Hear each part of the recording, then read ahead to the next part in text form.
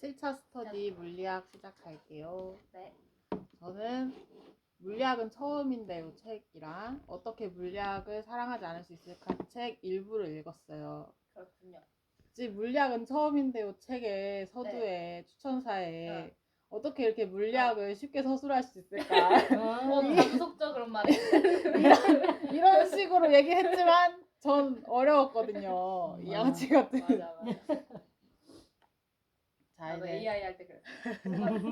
속아버렸거든요. 이 물리학자 놈들. 물리학자 기준 초보자. 그래서 어려운 얘기 다 뺐어요. 잘했어요. 좋아요. 어차피 몰라요. 물리학이란 무엇인가? 무엇이죠? 물리학은 자연 속에서 질서를 찾고 법칙을 정식화하는 학문이고 현실은 복잡하나 단순한 요소로 분해하고 재구성함으로써 설명할 수 있고 이 과정은 이상화, 아이디라이제이션으로 시작해 현실을 점진적으로 다룬다고 합니다. 이 상황에 물리학에서 수학은 도구일 뿐 본질은 자연 관찰과 실험이라고 합니다. 그래서 이제 물리학 방법론에는 관찰과 계산, 자연의 묻기, 실증 정량 과학 그리고 예. 실증 정량 과학 이런 것을 확인할 수 있는 척도 막 이런 게 있어요. 관찰과 계산은 자연을 철저히 관찰해 잘못된 법칙을 수정하고 계산으로 이론과 현실을 비교, 모순, 검증하는 것이고 자연에 묻는 건 이제 진실을 자연 관찰로 확인하고 이론은 다수 뭔 소리야? 이론은 다수? 이론은 다수 존재 가능하고 단일 이론은 없다는 거죠. 그래서 이 어떻게 물리학을 사랑할 수 있을까가 한 챕터로 얘기한 게 척도라는 건데 이제 척도로 관찰할 수 이제 과학 기술 발전해서 척도로 관찰할 수 있는 것들이 더 넓어지고 더 미세해졌다고 이렇게 얘기를 하는 거야. 17세기 혁신으로 이제 망원경이랑 현미경이 나타나서 이제 갈릴레오가 지동설을 입증하고 이제 현미경으로 막 세포 벼룩의 이제 모습을 관찰하고 이런 얘기를 하고요. 2016년에는 아토초가 뭐냐면 이제 이거 처음 들어본. 이거 어떻게 뭐라? 모르겠 마이너스 나노 나노 그런 거. 나노였나? 하여튼 어떻게 기억이 안 나. 모든 걸 잃어버렸어. 엄청난 게 짧은 시간, 엄청나게 짧은 시간. 이게 어떤 시간이냐면 아토초를 이제 측정을 했다는데 헬륨 원자에서 전자가 방출되는 시간. 그게 10분의 1 아토초였대. 그러니까 엄청 짧은 시간도 이제 과학적으로 관측이 가능하다. 엄청나다. 그래서 이제 물리학의 출발점은 이제 왜 세계는 존재하는가에 대한 이야기. 그래서 왜 세계는 아무것도 없는 것이 아니라 무언가가 존재하는가라는 존재론적 질문이 물리학의 철학적 기초가 되었대요. 이 문장이 재밌었는데 신기하게도 세계는 존재한다. 너무 좋아 그런 거. 왜 세계는 존재하지 않는 것이 아니라 존재하는 것일까? 그러니까 이런 복잡한 세계가 존재하는 것보다 차라리 아무것도 없는 편이 더 자연스럽다는 생각도 듭니다. 하지만 어찌된 일인지 이 세계는 존재한다. 그런 말 너무 좋아. 이거에서 짜릿했지만 뒷부분이 너무 어려워서 머리가 날아갔어요. 짜릿하고 이제 세계는 혼돈이 아니라 예측 가능한 질서를 가져서 이 질서 덕분에 우리는 사고하고 행동할 수 있대. 근데 또한 완전한 예측은 불가능하죠. 이런 무질서 때문에 인간이 이제 또 무한한 가능성을 가지고 미래를 상상하고 이럴 수 있다. 뭐 이런 얘기를 했어요. 그래서 초기 천문학 얘기를 먼저 하는데 초기 천문학은 천체 운동을 규칙하고 탐구하는 건데 이제 얘네들이 좀 갇혀 있었던 사고는 원중심 사고였어. 처음에는 지상이랑 하늘을 분리된 공간으로 보았고 이 지상과 천상에는 다른 규칙이 흘러갈 거라고 생각을 했어. 그래서 신의 세계인 천상에서는 모든 움직임이 원으로 구성되어 있다고 생각했대. 원은 이제 완전함의 상징이거든.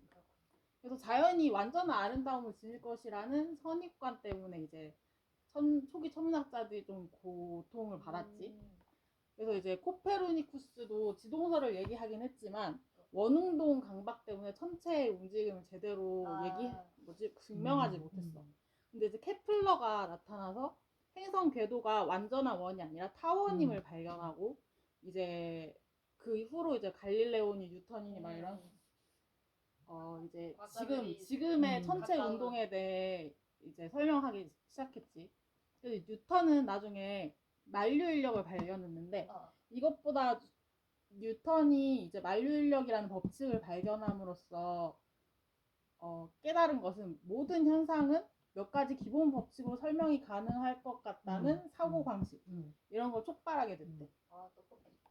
그래서 내가 시데레우스 얘기 나와서 케플러 얘기 나와서 시데레우스 뮤지컬 있거든? 언니 본 거. 본 거야. 내가 좋아하는 언니가 얘기했었던 것 뮤지컬이거든. 여기에 원 얘기가 나와서 잠깐 가져왔어. 시데레우스는 별이나 별자리를 뜻하는 라틴어에서 따온 얘기야. 그래서 이제 갈릴레오 갈릴레이가 시데레우스 눈치우스라는 책을 썼는데 그 책이 이제 라틴어로 항성의 전달자, 별의 소식을 전하는 사람이라는 뜻이래. 별의 소식을 전하는 사람. 그래서 이제 이 멋짐. 뮤지컬의 이제 뭐 나레이션 처음 시작한 나레이션이 있거든. 이게 원은 신이 만드신 가장 완전한 형상이다. 신께서 인간을 축복하고 돌보시게 하라. 우주의 모습과 움직임은 원의 형상을 취하고 신께서 인간에게 평화를 주시게 하라. 우주의 중심에는 신이 아끼신 지구가 있다. 신의 섭리와 자비가 온 세상에 드러나게 하라. 신성한 지구의 주위를 별들이 움직이며 신의 뜻을 따르며 지구는 돌지 않는다. 신에게 복종하라. 이게 뮤지컬 초반에 나오는 얘기야. 근데 이제 케플러가 그 구성한 걸 발견하고 나서 이제 마지막엔 어떤 나레이션이 나오냐? 모든 별들은 타원형으로 움직인다. 신께서 인간을 축복하고 돌보시게 하라. 우주의 중심에는 태양이 있고 신의 섭리와 자비가 온 세상에 드러나게 하라. 별들은 태양을 중심으로 움직이며 신은 답을 주시지 않으며 지구는 신의 답은 정해져 있지 않다. 라는 걸로 이 뮤지컬이 마무리가 돼. 그래서 성장했네. 우주의 중심이 태양은 아니야. 그렇지. 이제 다음은 양자역학과 미시세계 얘기야. 너무 좋아. 너무 재밌어 양자. 너무 거의 너무 어려워. 23분밖에 못하네 내 핸드폰. 어떻게 안 돼? 원 나 혼자 해보니까 2-30분 걸려. 원자는 이제 고대부터 존재한 원자론이 있었어. 근데 이제 관찰로 증명되기가 어려웠어. 물질은 이제 원자라는 게 물질을 무한히 나눌 수 없다는 생각에서 출발한 개념이래.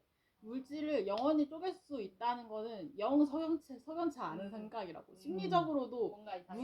무한정으로 쪼갤 수 있다는 말은 종이를 계속 접을 수 있다는 것 같아. 부담스럽지. 그래서 이제 최소 단위가 존재한다는 결론에 이를 수밖에 없었대.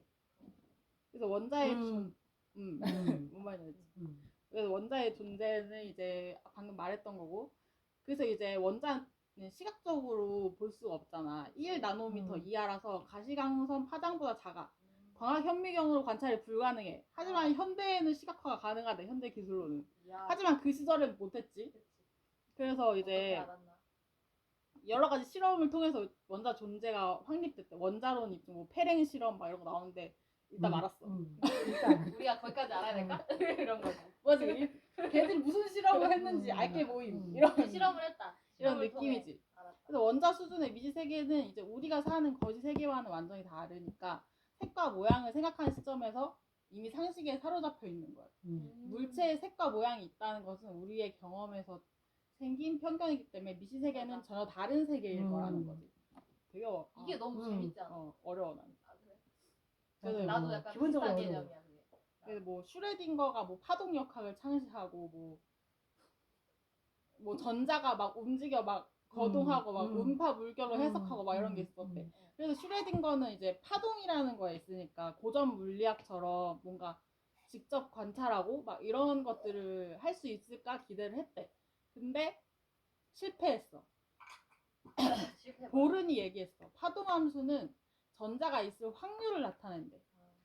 그러니까 이제 전자는 특정 위치에 존재하다기보다는 어딘가에 있을 확률, 입자 발견 확률에 대한 얘기를 한대. 이제 통계에 관한 얘기지. 통계. 맞아. 근데 이런 얘기들이 나오면서 아인슈타인이 신은 주사위를 던지지 않는다. 삐뚤어졌어. 그러네. 인과성을 강조하면서 양자역학의 확률성을 거부했다. 그럴 수 있지. 뭐 그럴 수 있지. 이 사람 그래도 아인슈타인은 똑똑하게 하더라. 그 책 읽으면서 아인슈타인. 보는데 아인슈타인은 진짜 똑똑하게 하더라. 난내 책에도 2명 나왔어. 슈레딩거랑 아인슈타인. 미친 사람이다. 안 나올 수가 없어. 그래서 이제 고전 물리학은 초기 조건을 알면 결과가 확정되는 거였는데 맞아. 양자역학은 음. 초기 조건이 완전해도 결과가 확률적이기 음. 때문에 확정할 수 없다. 뭐 이런 그러니까. 얘기. 그런 얘기. 슈레딩거의 고양이 얘기. 그런 얘기. 네. 예. 그 얘기 내가 할 거야. 그래 슈레딩거. 이거 해. 음. 그 다세계 해석 얘기. 그것도 그래, 내가 할 네가 거야. 해. 그래, 이런 거. 네가 해. 시간 여행과 연결돼 있어. 뭐 상대성 이론. 알아야 할까요? 근데 이건 재밌긴 얘기해봐. 하던데 얘기해봐. 주변 시공간이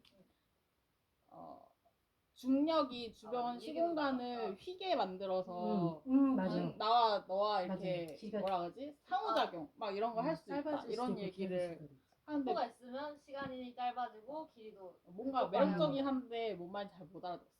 저희가 그 얘기 할 거예요. 네 좋아요. 좋아요. 물리학의 핵심 개념이라고 하는 것이 보편성, 대칭성, 환원주의 이런 게 있대.